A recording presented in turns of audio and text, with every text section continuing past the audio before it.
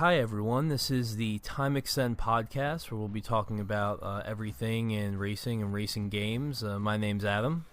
And you're joined, of course, by Brendan, and we'll both be talking through the latest news in the racing genre, and also we're going to be discussing a featured topic today as well. Yeah, so we'll get right into it for our first podcast. To kick things off, it's actually been a great week for us to start out, Brendan, because one of mine, I know one of your favorite games ever, seems to be perilously close to finally, at long last, getting a remaster, and that, of course, would be Burnout Paradise. First, we found out about it because a Brazilian blog, they found an entry in a supplier database, and at first it was like, I think a lot of us were excited, but also like, is this just wishful thinking? You know, how could this actually finally be the time that it's happening? And then it seemed it was backed up by a report from a Japanese Twitter account that actually posted a release date and price. And now I think I've seen another website posted similar information. So I guess this is actually happening, right? Yeah, I mean, I was the exact same as you, Adam, when I seen it was a Brazilian blog that posted it at first, because there's been various reports of supposed remasters that have come out from those type of sources that turn out to be either debunked or just never referred to again. So when the Japanese Twitter account then picked it up with an official release date, especially in the first kind of quarter of this year, I was intrigued to say the least. And then reliable outlet Gamasutra posted a report on that tweet. And yeah, it looks like EA and a Criterion, if they're involved in the port over, are actually giving us what we've wanted for a long time. And I need to say, it's surprising news because Criterion seem to have been really busy with helping on the Star Wars Battlefront series. So I'm very surprised that we're getting another racing game from them, even if it is just a port. Yeah, and it's a long time coming too, not just for Burnout, but Criterion. I mean, you know, Criterion's been so removed from that franchise for literally a decade. Burnout Paradise came out in 2008, right? Or right on the cusp of 2009. And, you know, since then they've worked on Need for Speed twice, and, you know, I don't think, I mean, at least for me personally, those games I was really excited to see Criterion work on Need for Speed, but it wasn't the marriage that I had hoped for. And I think a lot of people would say the same. And it's great to see things coming back to Burnout, although I do wonder, you know, what took them so long, what took EA so long, and what can we expect from this remaster outside of just, you know, just a port in 1080p of the last Burnout game, because it hasn't been that long, you know, it was only last generation. Yeah, definitely. I mean, to go with your first point about what has made this remaster happen, I really do think that it could be a case of EA were really trying to get Criterion on board with the Need for Speed series with those two first titles you just discussed there. And I'm the exact same, and like you said, I think a lot of people are, in the sense that those games didn't really hit the mark. I think Most Wanted was an ironic one because it felt like a less fun Burnout Paradise, and that kind of sums it up. I think a lot of people wanted Burnout to return, but they were helping with the Need for Speed series at the time. And yeah, I really want to know what this remaster will entail, but the pessimist inside me thinks that we're really just going to get the base game and they're going to charge for the DLC again, even if it comes out. And we might not even get the same soundtrack. Yeah, I just feel like I'm not seeing enough goodwill from EA to suggest that we're going to get the Ultimate Pack. Because even when the kind of the full version of Burnout Paradise, the Ultimate Box, I think it was called, came out, there was still some DLC missing at that point that had been released. So I've not seen anything from Burnout Paradise specifically that suggests this will be the Ultimate Edition. And just in general, I mean, it's EA we're talking about, and they do like the money they make from those DLCs. And especially if this is going to be a cut price remaster, then I don't know, I hope I'm wrong, but I just don't see it, Adam. I feel like after everything we've been through, that would be kind of evil, to be honest. But, you know, that is the EA way, I guess. But yeah, you brought up the soundtrack, which I think is an interesting point, because the soundtrack is so memorable for Burnout Paradise. It's so incredibly diverse, and it has a couple of my favorite songs on there. It's got Epic by Faith No More, and it's got this band called Swerve Driver, which I only recently discovered, but they were a big part of the Road Rash soundtrack too.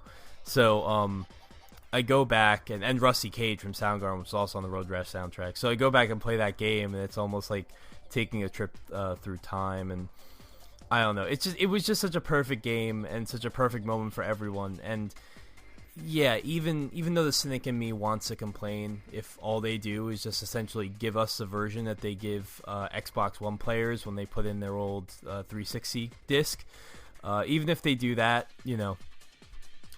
I'll take it. I'll play Burnout Paradise as many times as they want me to, and I'll pay whatever they want because it's such a damn good game. Oh yeah, definitely. I mean, it would be silly to complain about it after waiting so long for the remaster to come out.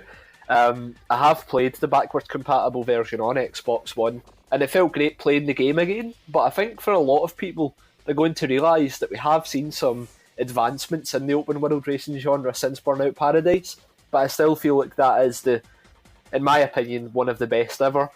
And in regards to the soundtrack, it'll be interesting to see how EA approach it, because if the licensing becomes a problem, I don't think they'll be absolutely desperate to fix it.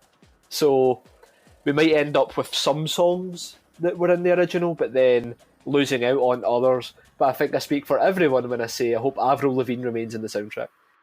Yeah, so I was, in preparation for this, I was looking through the soundtrack for the original game, and I completely forgot that Girlfriend was on that soundtrack. And I thought it was hilarious. I was talking to my friend about it because, by 2008, Girlfriend had probably been around for at least 2 or 3 years. And I mean, I remember going to like my middle school graduation or whatever, and there was that song at the party or something. So like it's a real blast from the past for me. And then I just had thoughts of playing the game for the first time, like, oh my god, it has Girlfriend. All right, in between the rock and the grunge I just described, and like Mozart, because it had all that classical music too. I totally forgot about those classical songs actually, but they played when you didn't start the car's engine, didn't it? If you left it sitting for a while, it would show you kind of nice scenic views of Paradise City with those types of songs played. So that was pretty cool. Yeah, Criterion definitely have a sense of humor about them for sure with that. But who knows? I mean, maybe this is in a way EA testing the waters for potentially returning to Burnout. I think at this point, I guess Need for Speed still sells pretty well, as the recent reports would show us, but I can't imagine it's doing as well as EA would like, and maybe they're willing to take a chance on a new Burnout game, and this is kind of them testing the waters for that. Yeah, I would like to believe that's the case, because I'm not really sure what it's going to take at this point to get Need for Speed where it once was, both in terms of sales and critical appeal. It just seems like the series is in a little bit of a rut, and maybe a Burnout cleanser, whether it's just this remaster, a remaster leading to another entry. I think a lot of people would be on board with that, even if they went back to the linear style from like Burnout 3 and Burnout Revenge. I don't think that people would turn their nose up at it. The open world Burnout Paradise was great, but there's still a lot of people who will be crying for an original Burnout type game as well. As we've seen, there's already people asking, why are we not getting Burnout Revenge remastered or anything like that. But I think as gamers we need to remember that these things take time, and if we respond well to this possible Burnout Paradise remaster, then who knows what EA will do with the license. Also, we're getting Burnout Paradise because it was the last gen one that they could essentially just, port and change almost nothing to get on these systems. My favorite Burnout game is Burnout 3, and I've always been like one of those elitists where like everyone talks about Burnout Paradise. I'm like, yeah, that's good, but Burnout 3, and then I shut up and stop ruining everyone's fun. But yeah, I mean, for me, the holy grail is Burnout 3. It's definitely in my top 10 racing games ever, because the rebirth of that franchise started with that game. And who knows, we might see it. And there's also, I should add, there's no reason why. I guess Criterion's probably a lot smaller than they once were, but couldn't Ghost continue to do their thing and make a Need for Speed game, and Criterion, if they could put a team together again, make a new Burnout, and everyone could be happy? And I just always have the feeling, like, don't get me wrong, I'm not discrediting the work that Criterion probably does on Battlefront, but, like, surely EA has 5 other teams that can do what they're doing. There's nothing there that's, like, where they need Criterion to, like, really capitalize on that opportunity in the game, right? Yeah, I totally agree. I mean, it's great to see Criterion working with a big license, but in terms of fans of the actual games they've created, it hasn't done anything for us. I don't want to mean I don't mean to be selfish. I just mean in the sense that this is a very talented team, and when they announced that very high concept at the time arcade racer from a few years back, that was supposed to have like helicopters and quads and all that stuff. At the time, I remember I feel bad saying this now, I was like, I don't know if this is what I want, but that never came to fruition anyway. So, I mean, give the guys a chance to make another game, and even if it's not directly Burnout, I feel like this could be the kind of the propeller to get Criterion back on that side of things and making their own games, because to bring it back to what you were saying about Burnout 3 compared to Paradise, like I see Paradise as like the perfect playground for open world racers, a total sandbox experience. But I think Burnout 3 is one of the perfect arcade racers. So who knows, maybe there's a middle ground to be found there. And if Criterion get back in the saddle, then maybe they're possible to bring it to the new generation of consoles. Yeah, I should add real quick before we move on that part of the reason I think the Burnout 3 sticks in my mind more than Paradise, even though I had a lot of fun with Paradise, is because where I lived, my parents' house when I was a kid, from when Burnout 3 came out, but also I lived in the same place when Paradise was out too. The internet was terrible for a very long time. We actually didn't get true broadband until probably a year after Burnout Paradise came out. So we had broadband, but it was like one way. It was like download. So, basically playing multiplayer with other people, seeing what they would do was fine, but the upload speeds were still almost like dial-up level. So like my reactions and my movements and my driving would never quite reach the servers, and that caused a lot of problems. And I'm sure if I had a better internet connection, I probably would have had more fun and really seen everything Burnout Paradise had to offer. But I actually never explored the online functionality much, and I still love the game. So I mean, that goes to show. It would actually be a pretty cool thing to finally get to play this game the way it was meant to be played when they do this remaster. Oh, definitely. So yeah, I mean, we could talk forever about Burnout, but we should probably move on, because there's another big arcade racer in the news, sort of, and that's Forza Horizon 4, which has not been officially announced, but we thought it was, or not officially announced, but we thought it was at least leaked.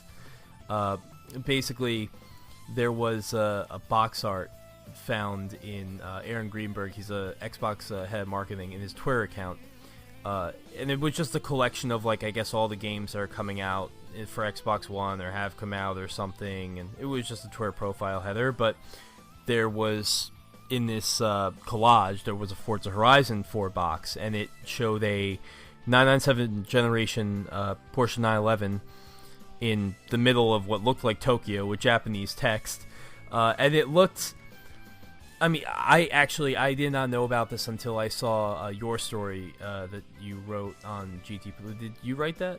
Oh, it was Kyle that wrote that one.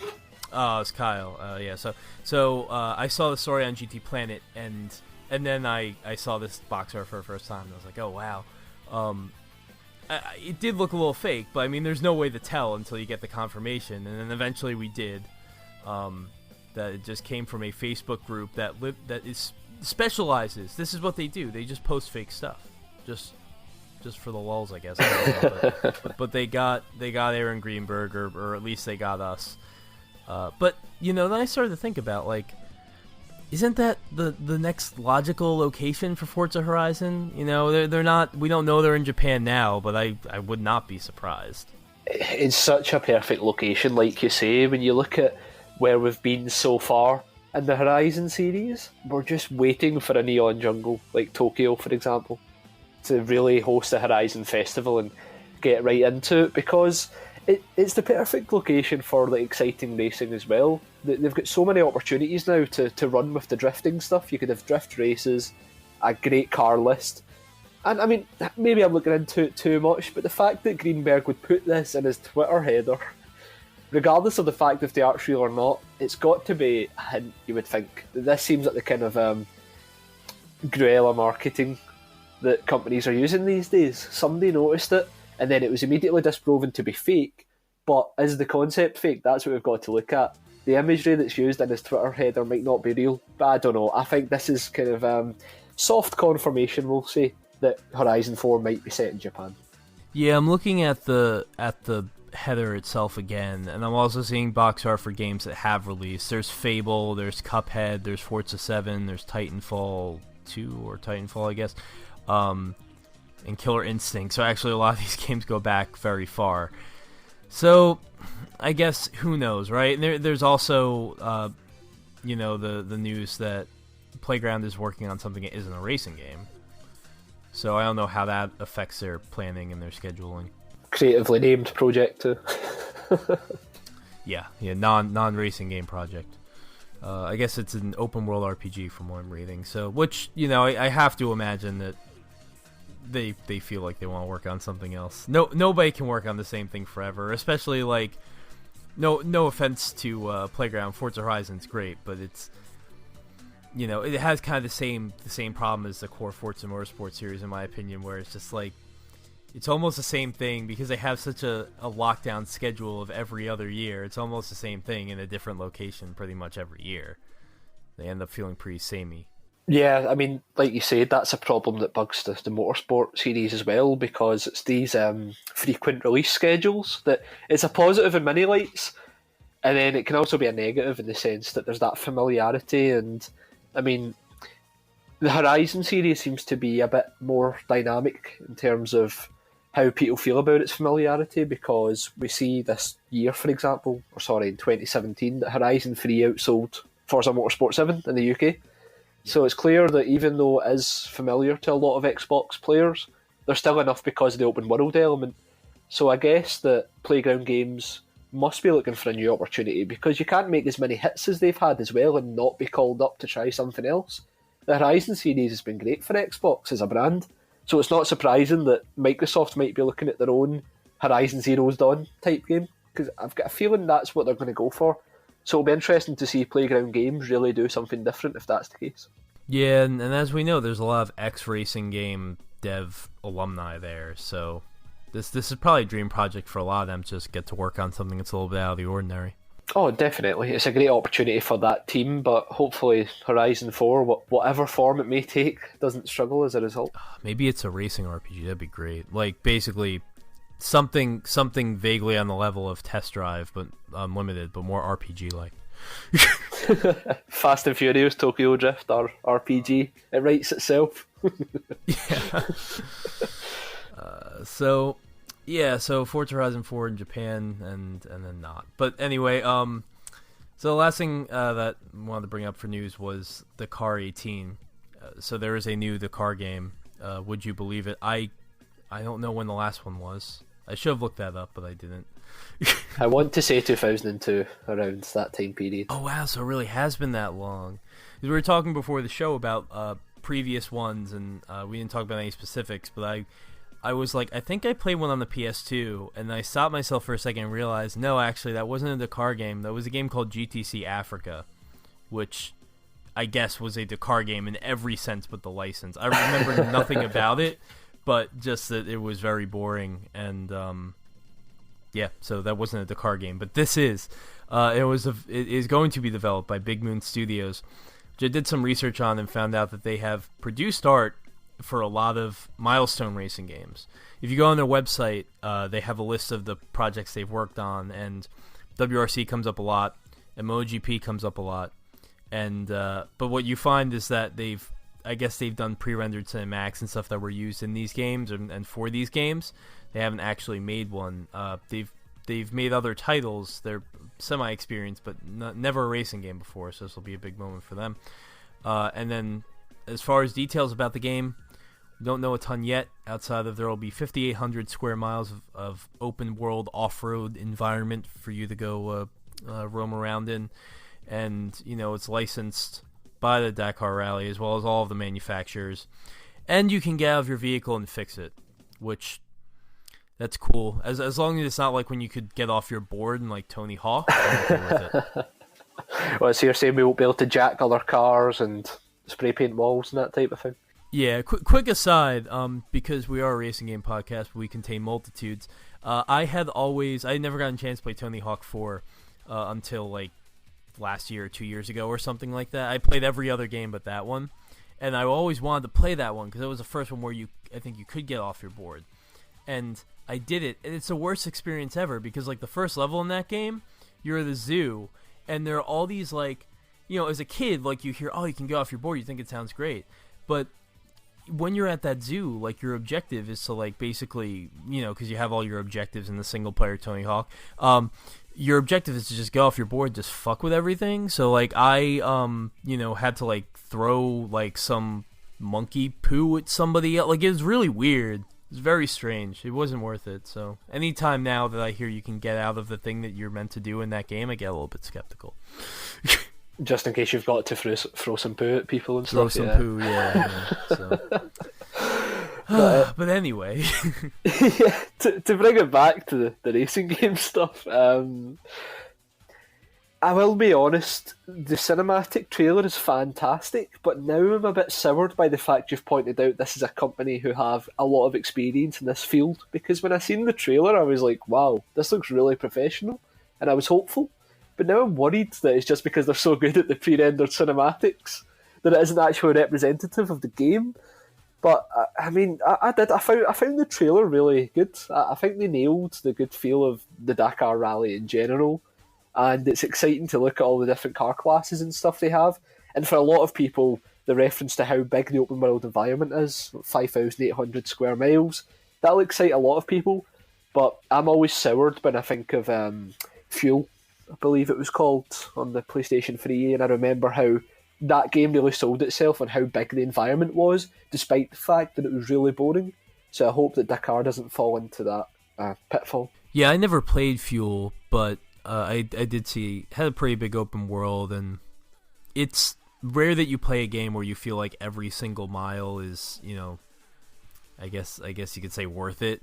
The bigger the world gets, it's like you can't possibly create as many areas of interest, unless you're Nintendo and you made Breath of the Wild, but that's not a racing game. So, yeah, I mean, it's actually bring it back to a reference I made earlier with Test Drive Unlimited. That's the only game I could say that had, for its time anyway, like, and still in general a pretty big world, because they modeled the entire island of Oahu. It felt authentic, but also it felt big, and it kind of managed to feel big without feeling wasteful. And I don't really know how you do that in a game called Dakar 18, where you're going to have a lot of desert. You're going to have to drive across it. I don't really know how you make that interesting. And it brings up something else real quick in my head, which is, over the last 15 years, I'd say we've witnessed a transformation, at least, I don't know how it is over where you are, Brendan, but at least in America, we've witnessed transformation of rally from that kind of like niche thing that's, for some reason, even though it's tremendously exciting, a little bit boring to everybody except people who are really into it. It used to be that, and then obviously, as we all know, in the mid-2000s it became this extreme sports thing, and then we got Ken Block and Travis Pastrana. And so like I remember like playing that GTC Africa game, which was a lot like the Dakar thing. It was just very, very boring.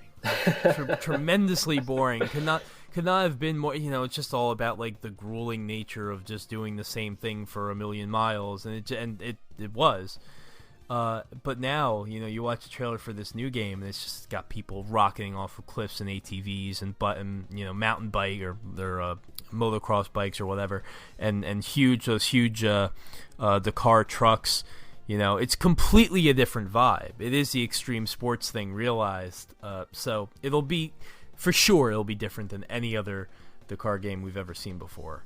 I did nearly roll my eyes at the start of the trailer when it started, like epic monologue about how difficult the Dakar is, and I actually had visions back to Steep. I don't know if you ever played that, but there used to. Yes, I did. Yeah, and the mountain stories in that game where basically it took you out the extreme sports element and just told you a story about the mountain. And that's the kind of vibe I got from that Dakar trailer. So I wonder if they're going to have something similar, or it was just for good effect that it was used in this trailer.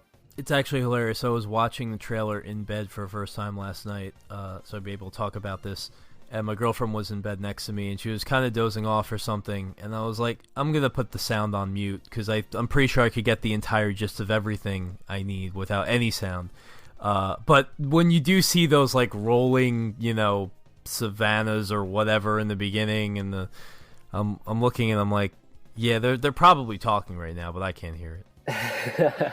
Yeah, so it was an epic monologue about how beautiful the Dakar is and that type of thing. So it seems like it's like a necessary part when you make an extreme game now, that there needs to be that touching element that makes you think about what you're doing, when in reality you really do just want to roll off those savannas and try and roll one of those huge trucks. Surely I'm not the only one who's thinking, watching that trailer, that's what I want to try and do in the full game. Yeah, and I think it's great that you mentioned Steep, because I played that game. I love snowboarding games, and there aren't any of them anymore. And I was so excited to play Steep, and I hated it. I couldn't stand it. And honestly, I could deal with all the mountain stories and everything, but just like everything else about that game was so janky and buggy, at least in my experience, that it was a real missed opportunity. So. Oh, much like any Ubisoft game, you've got to give it about a year gratis before you can get stuck into it. So I was much like you. I played the beta and went, nope, not at all. And then I picked it up for like half price a year later and did have some fun with it. So, I mean, I hope that doesn't affect the crew too. Just to loosely tie this into racing games, hopefully that hits the ground running when it releases this year. Yeah, well, the crew definitely, I feel like after that big update it had towards the middle of its life, it gained new legs. I don't think like that ever happened for Steep, but yeah, I mean, I guess I was too soon to judge that game. You really do have to give it about a year. Yeah, definitely. So that is the news for this week, and we can move on to our featured topic.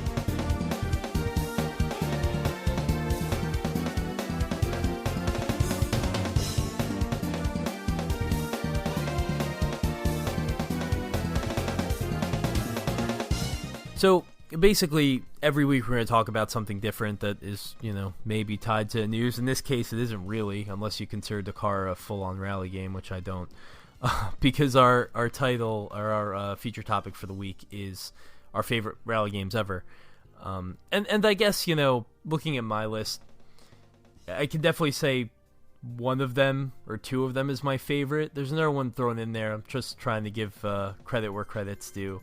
We're actually, Brendan, I know you're going to talk about some that are pretty off the wall. So maybe this is just a list of the most unique or the rally games that really were important to us.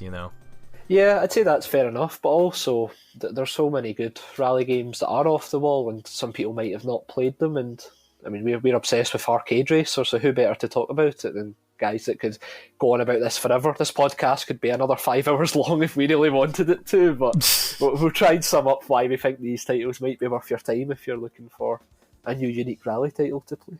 Yeah, so all of that is absolutely true, and I'm going to pick the least unique choice in the world right now and discredit everything you just said by saying Sega Rally, the original. I've never heard of it. Yeah, exactly. No, I just found out about it.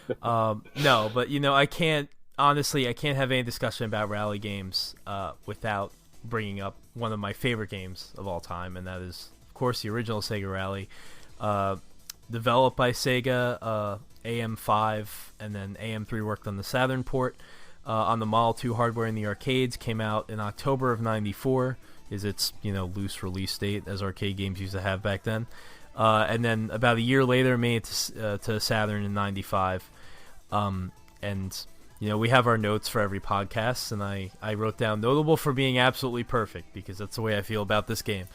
No, but it is one of those things you go back and you read about everyone's experience with Sega Rally. I actually remember reading one of the few issues of the Top Gear magazine that I've bought, because it's really hard to get that over in the States, and very expensive too. didn't even know it was in here, but I got this magazine, I opened it up, and it's got a column for Jeremy Clarkson about like how something very loosely related to like drunk drivers that had almost nothing to do with that. But it starts out with him talking about Sega Rally and how he has a Sega Rally cabinet in his house, or at least did about 10 years ago at the time, and how his times when he was drunk are close to the times when he wasn't drunk. So that's my aside on. So yes, even Jeremy Clarkson likes Sega Rally.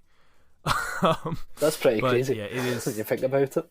Yeah, it's pretty crazy. And then he talks about like, oh, you can drive a Celica or a Lancia Delta, and yeah, it has only got those two cars, but they are very different, and you have a very different experience playing through a game with both of them. And it's just, in the modern context, of course, it's an old arcade racer.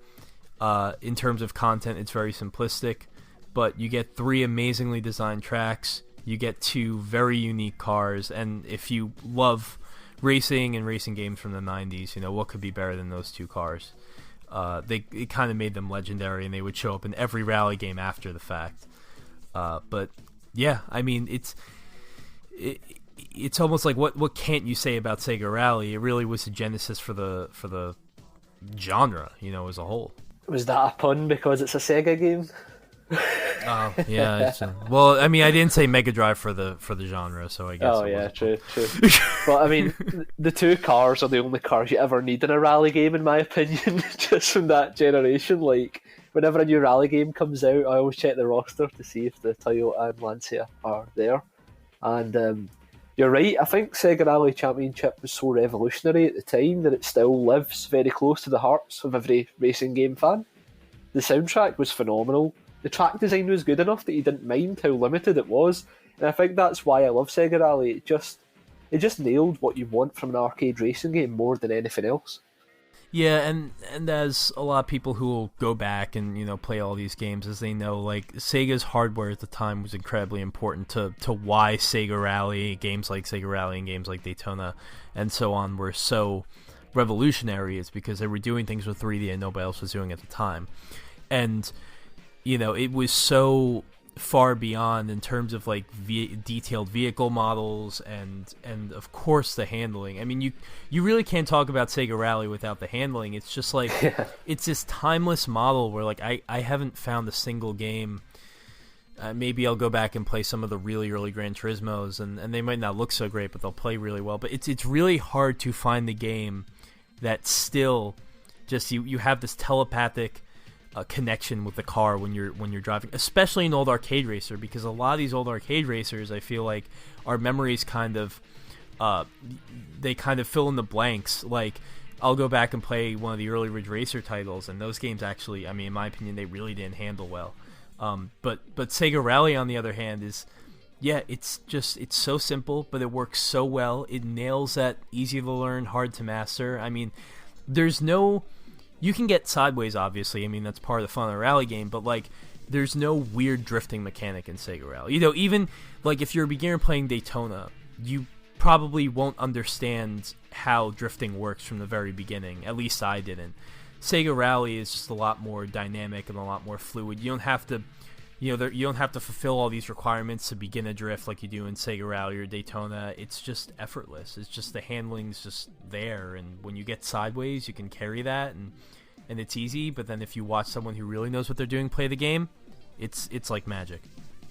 Yeah, definitely. That point about the drifting is actually on the nose, in my opinion, because like as someone who really enjoys Daytona as well, I still don't have a full grasp on the drifting mechanics because it's so standalone from the regular driving. But Sega Rally just feels right. As soon as you take the first corner, you know exactly what to expect from the handling engine, and yep, it's great, and I agree with you. It's literally perfect in every way. Yeah, and I think that's something that we'll have to touch on going forward in a lot of these discussions. I only realized is what you're saying, the standalone drifting mechanic from the rest of the handling. I mean, a lot of games had that at this time. Ridge Racer, I think, being the most notorious of them all, where it's a very fast game. The steering is very direct, and then you try and pull into a drift in Ridge Racer, at least in the original Ridge Racer and Revolution, Ridge Racer 2, and all of a sudden you have lost about 40 miles per hour in velocity and speed, and you are now sideways, and you are just pivoted, like swaying back and forth. Like the car becomes extremely heavy. You have no control over it, and you have no idea when it's going to come out of that drift. I mean, that is extremely frustrating in Ridge Racer. And it's not something you ever encounter in Sega Rally. You know, it's just like it's much more modern, and you could say ahead of its time, like a current sim racer, even in that, you know, when you lose grip, it's all on that same plane. It's all on that same spectrum of grip. You know, you're not transported to this other place because you decide to start drifting. You know, it is still the same car reacting in the same way, and I gotta hand it to Sega. I listened to real quick. I listened to a podcast a while back. One of my favorite podcasts is Retronauts. It's this classic gaming podcast, and they spoke to Jeremy Parrish, the guy who runs it. Spoke to Tetsuya Mizuguchi, who was the main developer on Sega Rally, and worked on racing games like Sega Rally before he started his own company and left Sega and really just started. Before he left Sega, he made Rez, but started making a lot of music games. And he hasn't made any racing games since then, but he does kind of credit Sega Rally with being one of the first to really court the manufacturers. And also, he's really proud of just, as a rally game, giving the player a chance to drive on all these different surface types, and also, being able to replicate the differences in handling on all different surface types.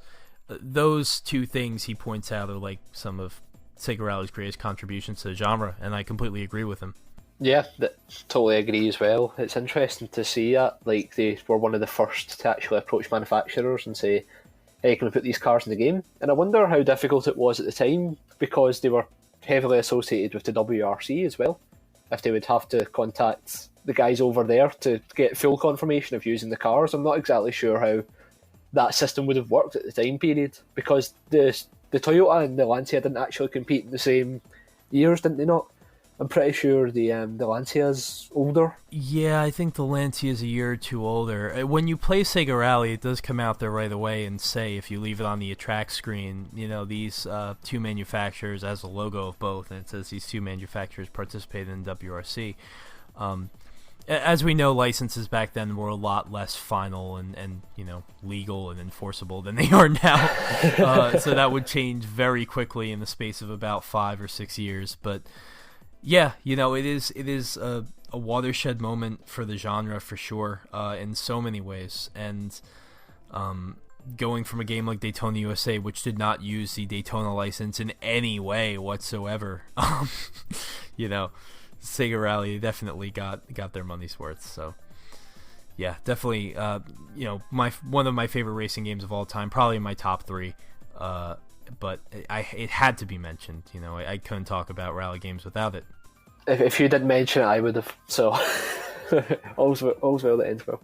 Exactly. Well, we'll come back to this I think, anyway, later on in the podcast. But yeah, you can take it from here. Right, so the first game I'll talk about then is a little title called Shocks Rally Reinvented. Now, we talked about how Sega Rally was literally perfect in every way, and Shocks is like the complete opposite. It's like, it's loads of imperfections. Oh, then it should be on the list. It's basically like, it's just loads of imperfect systems that come together in this huge mess of a really fun rally game. And it wouldn't be surprising then if I said the actual developers of this game were EA Sports Big, who most people will know for their efforts in the SSX series. And yeah, there's something about Shocks where it took the core fundamentals of Rally and decided that these aren't important at all, but let's still go with the concept. And they framed the whole game around these ideas of Shocks zones, which were basically small sections of the track that were like time trials. So you'd go into a shock zone, a big, huge, intrusive timer would appear on the screen, and you had to make it to the end of the zone in enough time to either get gold, silver, or bronze. And it was a really cool idea at the time because I liked the idea of a race being broke into other small races, and we've seen the idea sort of revived with like the Autolog and Need for Speed and stuff, where you get those little trials. Yeah, although I have to say I can't stand it when I do the Need for Speed. It's like I'm doing anything else. I just want to concentrate on that thing and not do this. But Shocks is not the game for you. yeah, well, the thing about Shocks, it sounds like it's closed circuit. Usually when it happens in Need for Speed, it's like I'm trying, or Forza for that matter, I'm trying to get from one place to another. That's my focus. But in Shocks, you're already racing. You're in the race, so it seems interesting and it seems novel for the time.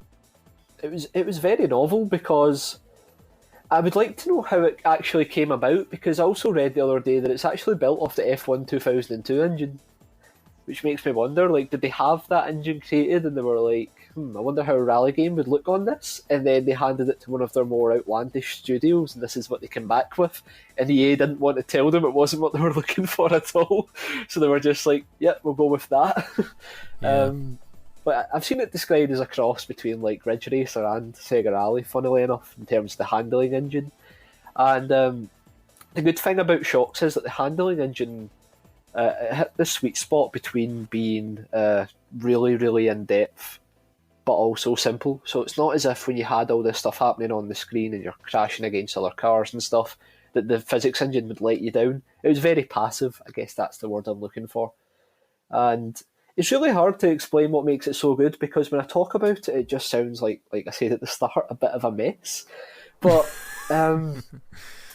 it's just so unique. I've never seen anything like Shocks, and if you look up gameplay footage on YouTube, it'll just strike you how over the top everything is. And if you grew up in that generation of EA Sports big games like FIFA Street and SSX, it makes sense like they would try and make a racing game like that. It's just a bit of a surprise to me they went for rally, because, like you said, up until that time period, it had been viewed as a kind of a boring motorsport because it isn't direct competition and it didn't have that extreme angle at the time. So in some ways, you could say Shocks was a bit of a visionary for what they'd try and make rally into the next 5 years. Yeah, and I think, for as much as we kind of dump on big companies like EA and Activision. I mean, I did earlier with the whole Burnout Paradise thing.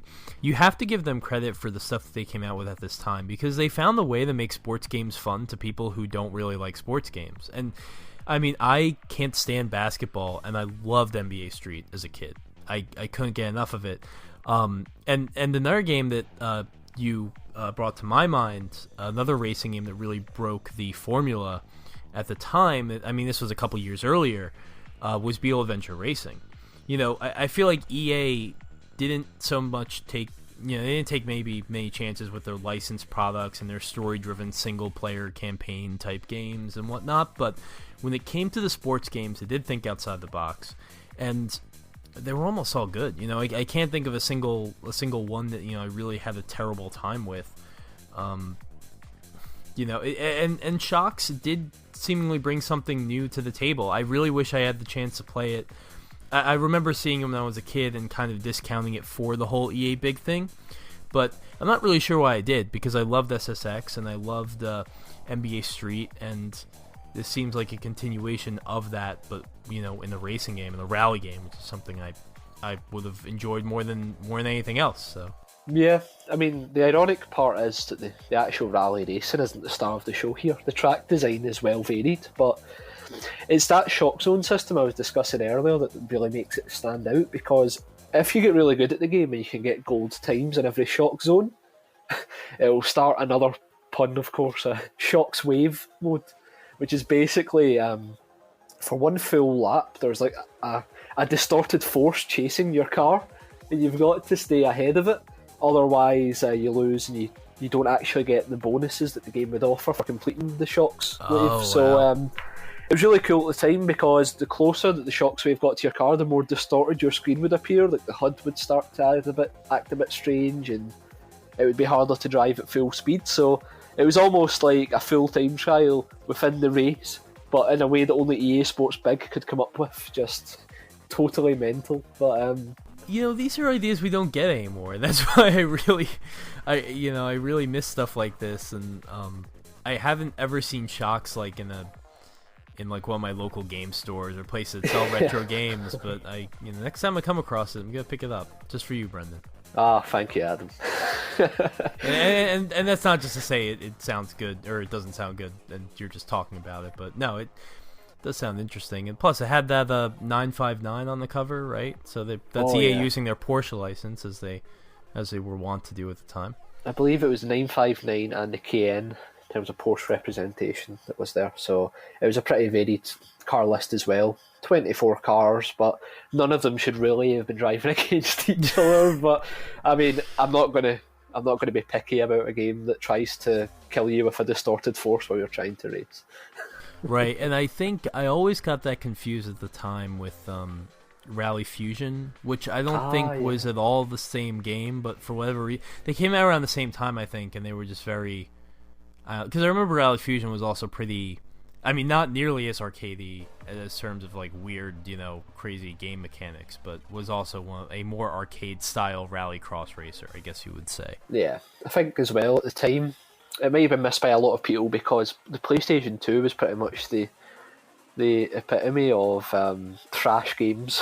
There was just so much shovelware coming out on the console once it really hit peak popularity. And I mean, looking at the cover of Shocks, it might actually look very similar to some of the other racers that were out at the time that weren't that good, and there was quite a lot of them. So although we look back now and say, oh, that's a colourful and very cool cover, I think at the time everyone was so sick of seeing that type of thing that it probably just got brushed to the side when people were looking for new games to buy. Yeah, there used to be a lot of racing games, like a lot more racing games than there are now, and it's...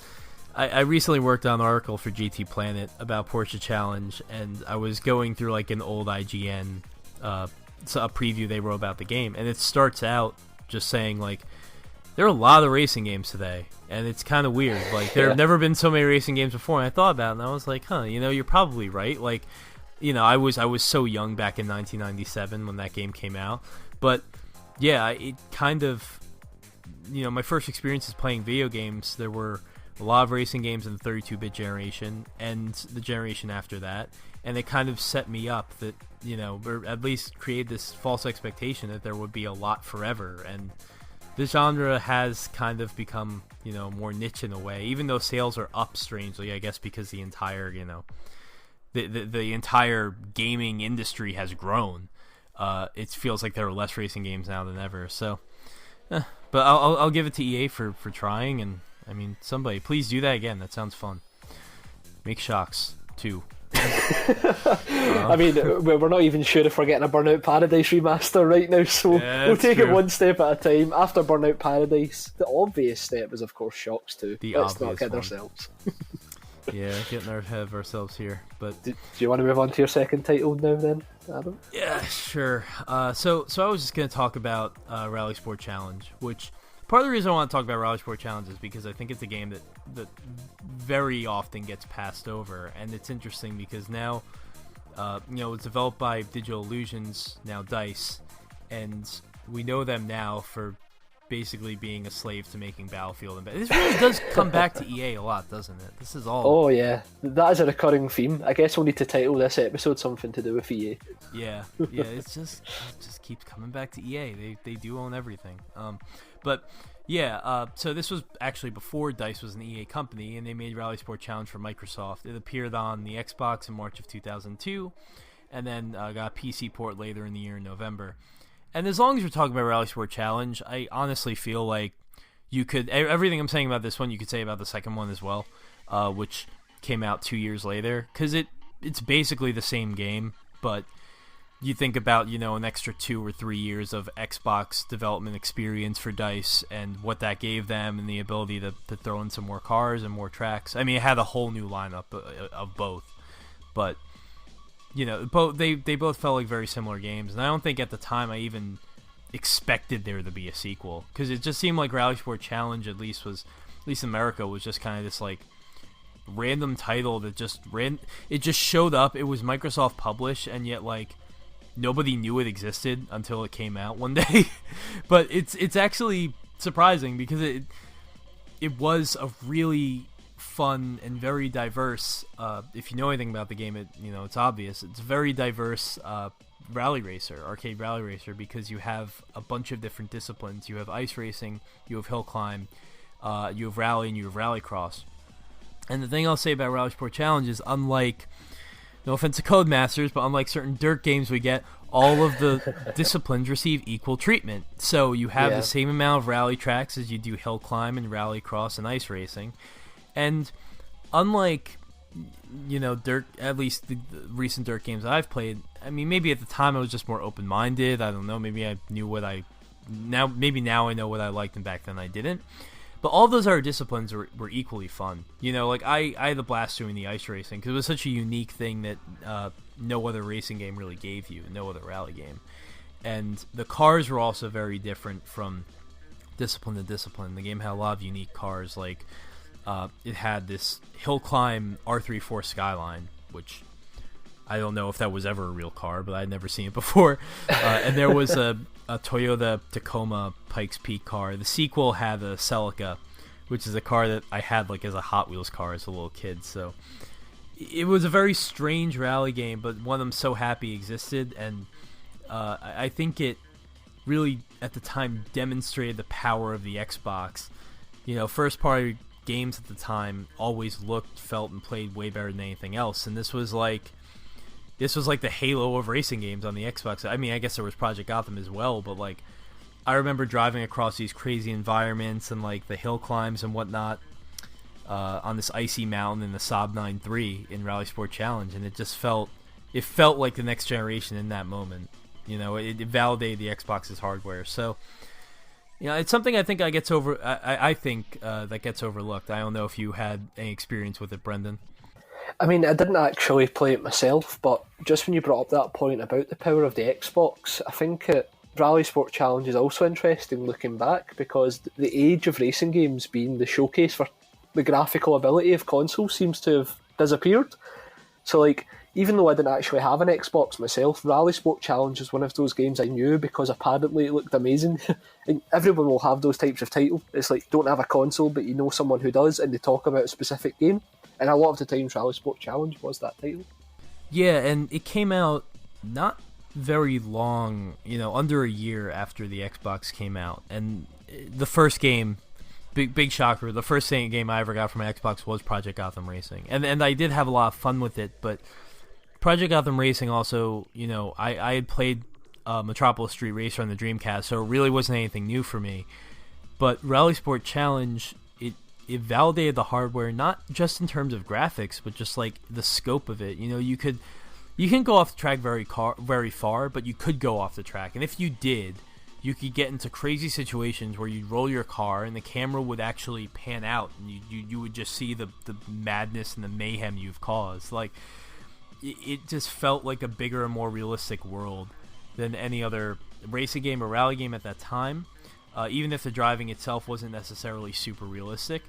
And I actually just realized, I just remember that, like, I think the first experience I ever got playing that game was at the New York Auto Show. I think somebody had a standee, basically a kiosk where you could play it, and it was, I can't remember what car was on it, but it was one brand that was at the auto show that brought that vehicle. Clearly not just from gamers and not just from the press, but even the auto industry, like, somebody realized, that this game, or we all separately realized that this game was pretty special, pretty remarkable from the moment you started playing it. And yeah, it's a shame it didn't catch on more. Yeah, definitely. And it is one of those series now that we can say with utmost certainty will be lost to time. I mean, I don't think we'll see a Rally Sport Challenge sequel. Oh, well, sequel to Rally Sport Challenge 2, I should say. Or was there 3 games, or was it just the 2? There were only 2. There was only 2. And I should reiterate, okay, like, how weird it was that we even got the second one, because it was a similar situation, except now, like, it was similar to the first one in that I guess we didn't really see it coming, but then, like, we knew the first game existed, so it shouldn't have been as surprising, and it was. Like, I was a little bit older at that time, and I remember, I think that was probably like a year, like close to a year after PGR2, which I had thought was like really the last of the Xbox racers until we got Forza, you know, which kind of came out.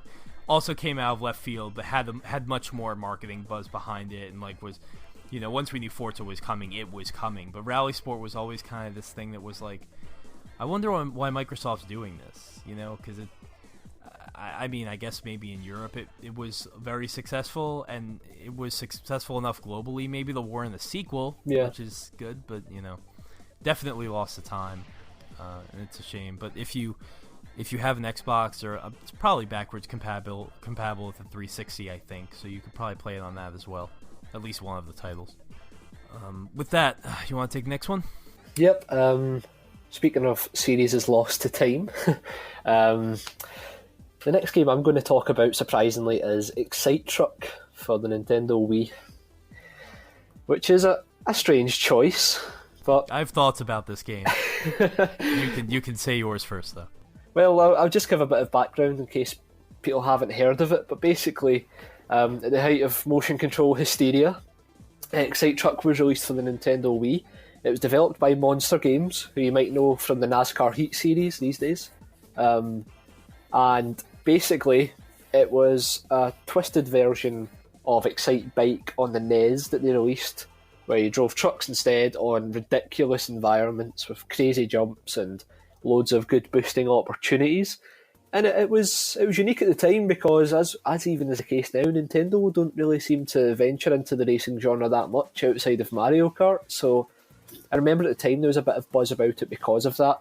And it also had a nifty custom soundtrack feature where you could use your SD card full of music to listen to whatever you wanted, and that was pretty unique on the Wii. Oh, I should have done that, because that game doesn't have very memorable soundtrack. Oh, God. I bet it was like butt rock, kind of ridiculous, over-the-top guitar tunes. But yeah, it was pretty interesting at the time, because all you did was put the music on the SD card and crack it in. And because of the time period where it was that awkward half new gen console, half GameCube that the Wii was, it was really cool seeing a feature like that in the game.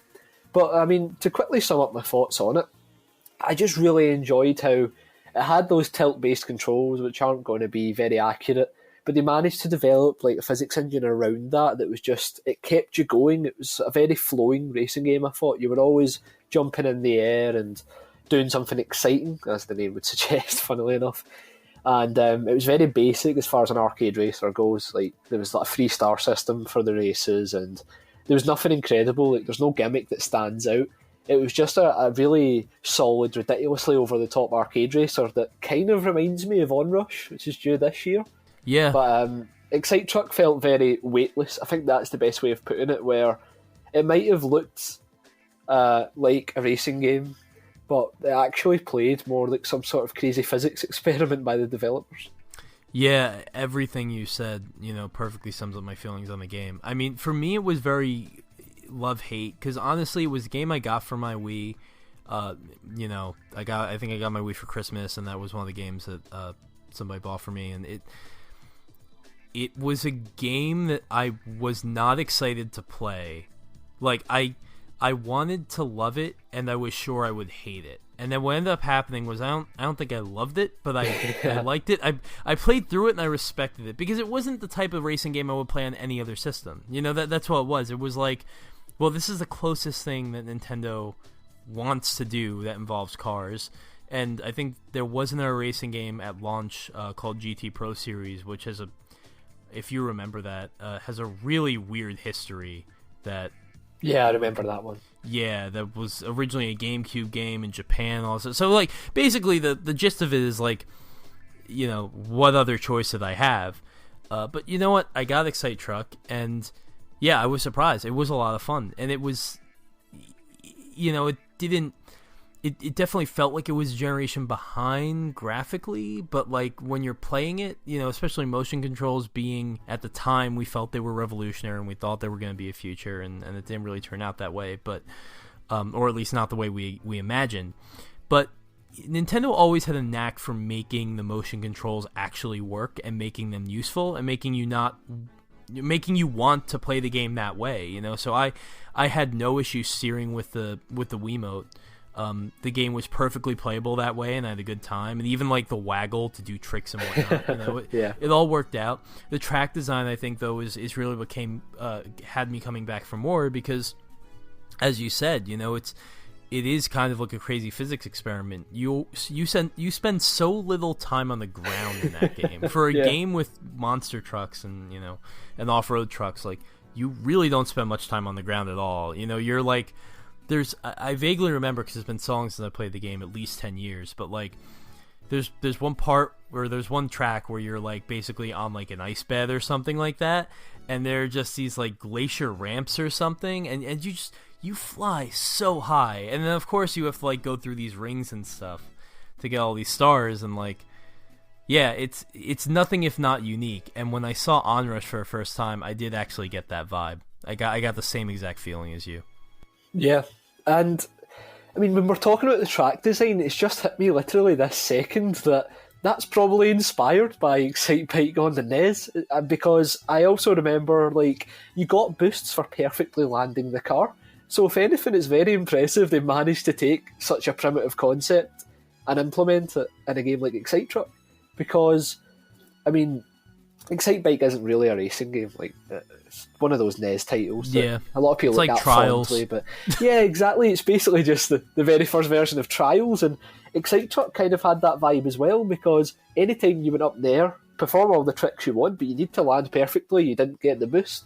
And it was a really cool system, and it made the game genuinely difficult in the more harder tracks. So I don't think we'll ever see a sequel. Well, sorry, tell a lie. There was a sequel to this game as well, very much in the vein of spiritual. Yeah, sequel, that's I it. guess, yeah. Excite Bots, I believe, or something like that. Which now, at that point, they got rid of the truck, so you killed it for me. So I never played that game. I was the same. Yeah, exactly. I mean, call it picky, but like, as soon as they got rid of that suspension of disbelief that you're actually just controlling like big giant F-150 Raptors and stuff, and you replace it with these weird robots, then that's more Nintendo for me. Like, that's what I expect them to make. I think that's why I bought Excite Truck in the first place. There's something very strange about seeing a real car on a cover with Nintendo's logo in the bottom corner. Mm-hmm. You know what, though? I remember hearing good things about Excitebots. I mean, Nintendo's not going to make a bad game. They've never made a straight up bad game, except for maybe their like really early stuff. But yeah, like, Excite Truck was this weird anomaly in kind of like my racing game history that every now and then I'll go back and think like, yeah, I did play that, and I did play that a lot because it was the only game I had for the Wii. But it was also unexpected. Like, I think I bought it, and I didn't expect it to be so ridiculous, because I had an N64, and I had Excitebike 64. And Excitebike 64 was this weird game that, like, it was, now that I look back at it, at the time, I thought that was the benchmark for what I guess an Excite branded Nintendo racing game would be. Yeah. But you look back on it, it's actually way more realistic. It's probably even more realistic than like any of like the Supercross games that EA came out with or something at the time. Yeah, like, yeah.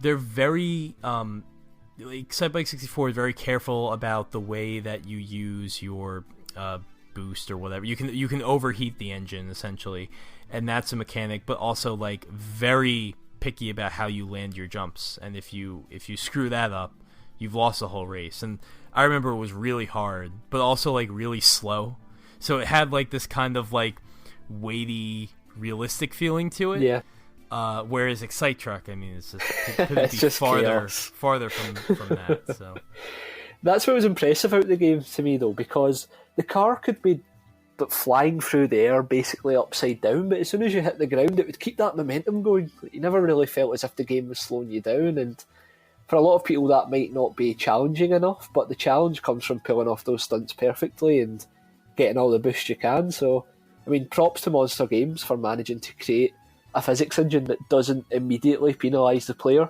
but instead penalises them in the sense of the scoreboard, which is really what the game is about, setting high scores. yeah, and to be honest, I would not mind if Nintendo re-released this. I know they probably won't, but like as a virtual console type thing, I think if you asked me at any other point in history, I'd say like, yeah, I played everything I need to play of Excite Truck. But now, the more I think about it, it was so weird. It was so different than anything else that's come before since. I don't think it was like, it is one of my favorite, arcade racers ever, but you can't fault it for not being unique, and maybe Onrush will hit some of those notes. Yeah, that's what we can hope. I mean, it's hard to believe the Excite series actually has 4 mainline entries. I mean, just for comparison, F-Zero only has 6. So the Excite series nearly has the same amount of entries as F-Zero, which is pretty mad. Yeah, Nintendo's real racing franchise. Get at me, Mario Kart. Anyway, before I antagonize everyone, I'll just move on to my next entry, which is my last one. That would be Colin McRae 3. Released in October of 2002 for the Xbox and PS2, and probably got a port to the PC, or I don't know, I'm just assuming. I didn't have a PC. But multi-platform game, obviously, and yeah, I picked this one because this was my entry with the Colin McRae series. And I had a PlayStation 1, but I think it was really hard to find games like, at least in the US, it always seemed like rally games were... there were always less copies that arrived at your local shop, you know? So, like, I didn't really know. I was very young. I didn't know about the first 2 games.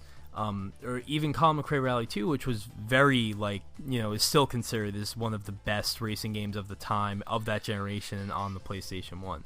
I completely missed it. So, when I learned about the third title, I was watching, I think it was, back in the day, there used to be this show on television called, it was extended, it was like GameSpot TV, and then it was Extended Play, and then it was X-Play. Basically, it's where Adam Sessler came from, if you know who Adam Sessler is. Yeah, and it was his show, and he was talking about, and this is how I learned about new games as a kid, and yeah, it was amazing. They were just talking about, like, oh, you know, more polygons than had ever been in a car before, and I was like, wow, polygons, that's going to make the game perfect. It was great for other reasons, but yes, the car models were very pretty, and it really, what it comes down to for me is this was the game that really showed me what real rallying was, taught me what that was about. I mean, Sega Rally is a fantastic game, as we've discussed. So is Rally Sport Challenge, which I played before this. But it, you know, they're not real rally, essentially. Like, even in Rally Sport Challenge, when you're doing the point-to-point stages, it's just the road is a mile wide, and you have nothing to worry about on the side of the road, and the handling is very direct, and you don't have to worry about service areas, and you don't have to worry about damage, really. And oh, yeah, it's false advertising. Exactly, but that was rally games for a very long time. Colin McRae showed up and changed everything, and the third game was my entry point for that. So it taught me what rallying was, and it also came at, like, the perfect time in my life where I actually started paying attention to real motorsports and real racing for the first time ever.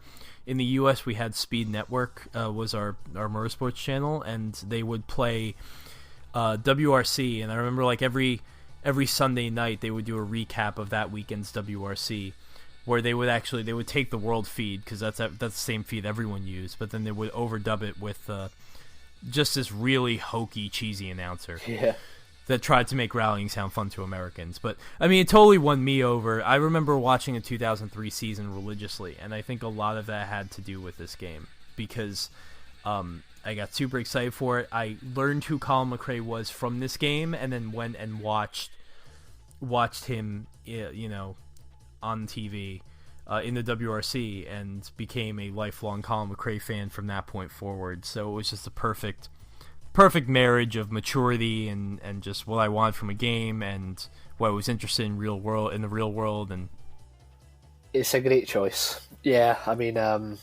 Colin McRae Rally 3, in my opinion, is one of the finest games that Codemasters has ever released. It's just so fun. I mean, even outside of the glorious polygons we talked about in terms of the graphics. The track design was on point. It had a nice car roster.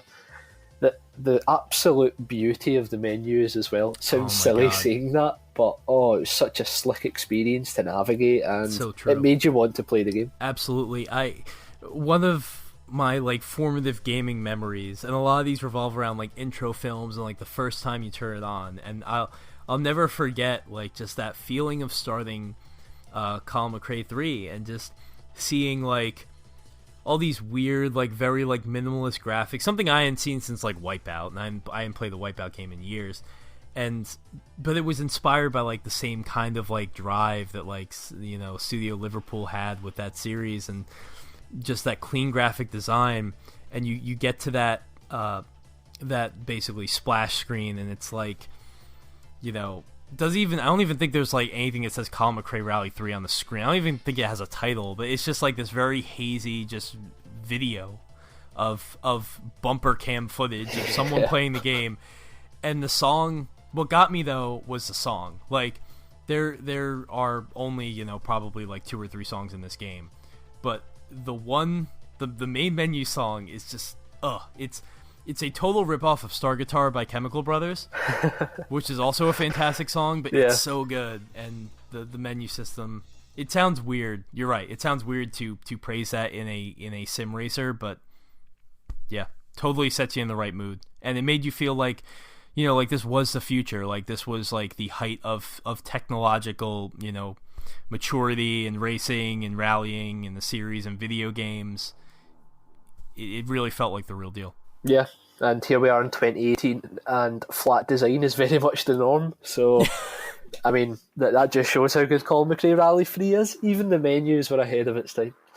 Yeah, and I should say, too, like, it's my first time playing a Colin McRae game, and I was overcome by how hard it was. Not ever before did I have to worry about, kind of skirting the side of a tree in Finland, for example, or going way too fast sideways and hitting a tree. But that was such a pained memory for me. Colin McRae, just, oh my god, because you would so often be on the edge of grip in that game. And I think when you go back and play it, a lot of these this generation of Colin McRae, and probably the first 2 titles as well, very slidey in a way that rally games really aren't anymore. But that was kind of like, back in the day, it was like you would exaggerate whatever sensation you got behind the wheel, and it was very oversteery and very slidey, and you almost always felt like you're on ice. But it was a fun time, and the track design, as you say, is great. I played Dirt 4 when it came out, and I played that for a while, and I liked it. And I was like, the year stage stuff, that the way that everyone's complaining about the year stage thing and how it's just like, very bland and unremarkable is a little overblown. I don't know what they're on about. And then I went back and just randomly played Colin McRae. I think it was 2005, which 3, 4, and 5 are very similar. They're almost all exactly the same game. But went back and played 05, and I was like, no, actually, wait a second. This is what real track design is. This is what it's like when you actually design every aspect of a stage and can make it unique and can add different environmental objects and things that actually might even impede your path. Like, this is what that feels like for something to have a purpose-built environment. Yeah, exactly. And that's why when I first played Dirt 4 as well, I was absolutely fine with your stage. I thought it was good, like you were saying as well. And then I played WRC 7 for review, and it was a game I was really dreading because any of the other entries I played were absolutely awful. And somehow, like, WRC 7 is like my favourite rally game that, like, 2017, because the track design and the new kind of simplified physics engine was just perfect, in my opinion, for what they were. Perfect at trying to get the series back on track, I should say. It's a good game, and that's when I realised, going back to Dirt 4, I was like, I really like the idea of your stage, and this is its first iteration. Just think of how good it could be if Codemasters stick with it. Yeah, and I hope they do. I hope they keep doing that, because it is an idea that really could make rally racing feel as unpredictable as it does in real life. I mean, even if the challenge is like developing enough segments of track, still not being able to predict the order they might fall in, could still be pretty unpredictable. But yeah, when I went back and I played, one of the earlier Colin McRae games, I really did remember that, even though they did recycle a lot of the stages from year to year, because they would basically bring back a lot of the same rallies and maybe add a couple. I was doing the Japanese rally in, I think, 05, and it's absolutely mental, because like you drive on like crazy bridges, and like you're going through these sections of road that are like, you're on some basically like marshy wetland type farm area on the side of a Japanese mountain, and it's all just like water that's like 3 feet deep or something, and you're just hydroplaning for like a good like quarter of a mile or tenth of a mile. Like, just really unique track design in those games, and I'm excited to see what Codemasters does next, because honestly, every time I play a Dirt game, I want it to be something on the level of Colin McRae 3, because that really was a revolutionary title for me. So ready to take us to our last one? Yep. I'll keep this one as brief as possible, given what time of the podcast we're at now. But we're going to double back to where we were at the start and have a look at Sega Rally Revo this time. So this is a title that a lot of people will probably be wondering why it's on this list. And I know yourself, Adam, that you don't really get my love affair with it, so I'll try and explain what I like about it. Firstly, it was made by Sega Racing Studios, a developer that had a tragic end. Racing Studio, sorry. That had a tragic end after bringing out one game, which was, of course, Sega Rally Revo. And this was a studio created by Sega to make new generation versions of their previous racing titles, which was a fantastic idea. It was at the time, and I still think it is now. And Sega Rally Revo was basically what they had come up with for getting Sega Rally back on track. And at its core, it isn't a fantastic rally game because it's very simplified. You've got the way the career works. You basically work through events of either 3 races or 5 races, and you get a star rating, which then allows you to participate in other events. And that is as simple as it can get, but I think that's also kind of harkening back to the arcade days of Sega Rally 1 and 2, where it should be what happens on the track that matters. And I think Sega Rally Revo does a good job of trying to implement a new generation of Sega Rally, because it tries to keep the core fundamentals the same. We talked about how the drifting works in the original Sega Rally, and I think Revo has that as well. It just so happens that it's a bit too slippy, and it has that driving on ice problem that you were talking about with Colin McRae Rally 3, except turned up to 100 because this is an outright arcade racer. Yeah, I actually really enjoyed Sega Rally Revo's physics. Might be my favorite aspect of the game. That, and it was just a very pretty and just very bright and, quintessentially Sega feel in terms of the graphics and how bright and blue the skies were. But the physics were interesting because to this day I feel like it still doesn't feel like any other arcade racer or any other racing game I've played since. It definitely benefited a lot too from that the mechanic where the terrain deformation was the word I was trying to remember. But I mean the ground, you would completely, and so would the air racers, completely uproot the surface of the road you were driving on, repeatedly doing the same laps over and over again. Your car would get absolutely filthy. But it did, to me though, there wasn't a gimmick. Like, it did change the way the cars handled. It changed the way I would attack the tracks. And although I would say that like my biggest issue with that game probably is the track design, because I just remember a lot of it was well, I guess that's the problem, is it was just forgettable to me. Like, I struggle to remember some tracks outside the Alpine locations, because those were good. Yeah. But it was just finding ways to enjoy that physics engine, because I did actually like it. And it doesn't, I am, I guess, one of those purists on some level where I can say, like, it came from a different studio, and maybe that was part of my issue with it. It was a new studio trying to recapture what made the originals great. And although I don't doubt that they were fans, it didn't so much feel like a Sega Rally game to me. That said, if I wish Sega Racing Studio was around today. I would give up anything, because those guys clearly knew racing games and they made a good one. I don't love Revo as much as you do, but I still played it to death, and it was still a solid arcade racer in the vein that we don't get anymore. And I mean, now, Sega doesn't have them, so they basically had to cobble together Daytona Championship USA with whoever they have, and I think that game does not look very good. But yeah, but Revo should get a little more respect than it does. Agreed. I think at the time as well, it also suffered because it came out in a time period where everybody expected every rally game to have damage.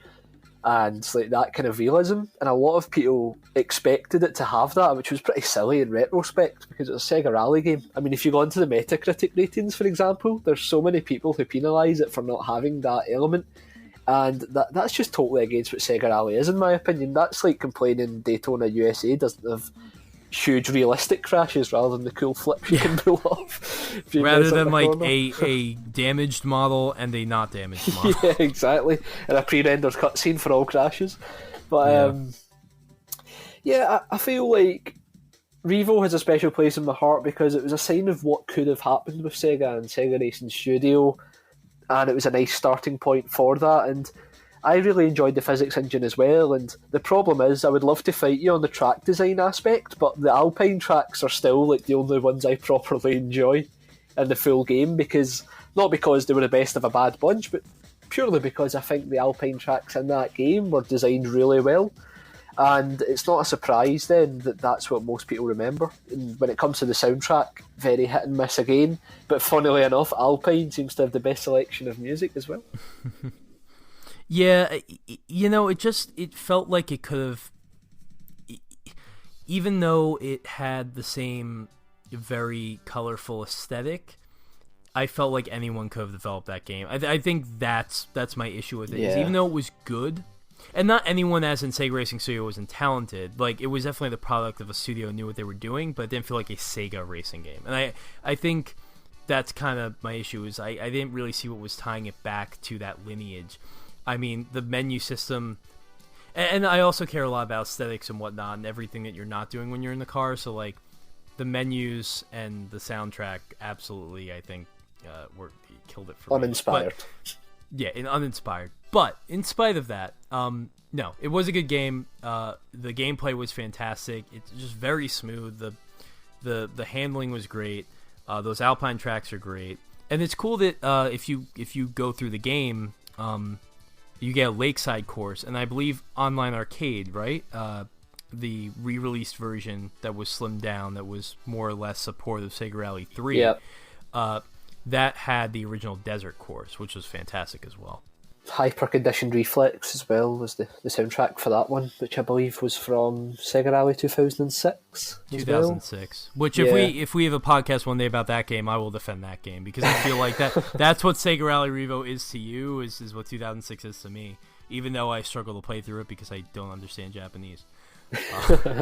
But yeah, it's interesting, and you also know a lot about, because I've had very little experience with Sega Rally 3, and I know we're getting long in the podcast, but I feel like it's worth discussing the differences between 3 and Revo. Yeah, so I'm very lucky to have played quite a chunk of Sega Rally 3. I did get Online Arcade for the PlayStation 3 when that was released as well, but the actual cabinet I have played quite a lot, and it's surprising the differences there, because Sega Rally 3 actually had the WRC license. So you had cars like the Citroen C4, and the Ford Focus RS, and even the Suzuki SX4. And that was totally missing from Revo, and I always found that kind of strange because they were developed in tandem. So I'm not sure why the license they tried to get didn't apply to both games. Track-wise, the game also had... it was very weird adapted versions of the originals from Revo. Like, for instance, in one of the Alpine tracks, it's mostly the same, but you start at a different point in the track, and then there's like a corner that's usually cordoned off that you can actually turn into, and then from there you get a whole new section of the track. So I used to always wonder when I was younger playing Revo if that meant at some point we'd get DLC that allowed those tracks as well, but it never really came to fruition. But, I mean, the real thing we want to discuss here is the physics engine for Sega Rally 3, and ironically, I think 3 gets it worse than Revo in terms of being a Sega Rally title, because it oversimplifies the Revo engine, which was already a kind of a new take in Sega Rally. So it means that Sega Rally 3 doesn't really feel like the other two titles at all. And it isn't bad, it's just really basic. Like, do you know, I'm not going to compare it directly to these games, but the cruising games in the arcades you get now, like the really poor ones, it felt like somebody who's played those tried to reverse engineer it back to Sega Rally. So like the drifting mechanics were basically gone outside of like like the actual visual representation, and it's really strange. It felt very on rails, and they removed a lot of the skill element to it, and it's one of those ones, if you get the chance to play it after playing Revo, you'll notice the difference. But if you haven't played like Revo by comparison, you probably wouldn't realise how much of a difference there really is. Yeah, so I played Sega Rally 3 once, exactly once, and I didn't really notice that much weird about it, because I think it's probably like a year or two, it was probably like 2 years or something after Sega Rally Revo, after I played through that, so it'd been long enough, and I also didn't have a wheel that I played Revo with, so I didn't have that same kind of, tactile experience, but so does online arcade and Revo handle similarly? No, because I played that. Oh, so you've played online arcade, yeah? So that's the thing. I only played Sega Rally 3 once, but I bought online arcade, again, online arcade came out a pretty long way after Revo. So I think by that time I had sold Revo or something. So yeah. I had no way to compare them really. Well, online arcade is pretty much a direct copy paste onto the PlayStation from Sega Rally 3, so... Wow, that's so interesting, yeah. Because I would think that they would have just basically, if they developed these games in tandem, and at least from the way these games look, Sega Rally Revo is really just, in terms of the engine and everything, it's 3 running at 30 frames per second, because of the less powerful hardware. I would think that they would be able to take those tracks and just essentially drop them into the Revo engine, but, this seems like a completely... It's just an unnecessary reimagining of what those games did. Yeah, it was very weird. I'm not sure why they didn't just put Revo into the arcades, because even when they released online arcade, you'll remember the WRC license was gone by that point as well. So I was really disappointed about that, because that was the main reason I wanted it. it was they adapted like the worst cars, or the most basic cars from Revo, into online arcades. And you even had some of the fictional cars in there, like the Andorra Racer, for example, in online arcade. Oh, God. Yeah, the thing was so ugly. Oh, terrible. But yeah, it's a weird story. I think the story of Sega Rally 3 is a bit more interesting than Revo, because there was obviously some sort of force at play that made the game turn out to be so haphazard, for lack of a better term. Yeah, I just completely didn't notice it, because I had such little experience with that game, and it had been a while since I played Revo. But yeah, the story of Sega Racing Studio, regardless of any faults of Sega Rally 3, it is a shame we didn't get to see more from them, because it really is a brilliant idea, to have a studio devoted to reimagining Sega's greatest work. And I'll never forget that it was the fall of 2007, I think, and I come home with both PGR4 and Sega Rally Revo, and I was going back and forth between the two, and I think that was also, it was September, and it was like within days of Colin McRae dying, so like all of these weird memories just kind of tied in my head, that really tragic one, and then these games, but it was an interesting time. And yeah, and then Sega Racing Studio was no more. So a tragic tale. Yeah, life goes on, I guess. But anyway, well, that's probably not a nice thing to say. Colin McRae, I'm sorry. Anyway, we'll move on. Before we offend anyone. Yeah. So that is those are our favorite rally games, right? That pretty much said everything we can say about Revo. Yeah, happy to end it there. It's a good way. You taking a pop at Colin McRae and everything, shocking. Look, I love Colin McRae. I rooted for that man. Oh my God. But anyway, yeah, so this is a good place to end it. And thanks for listening to our first podcast. And we're going to try and do these every 2 weeks and see where it goes from there, and have some more news and more offbeat topics to share. So thanks for listening, and we'll see you again soon. Thanks, everyone.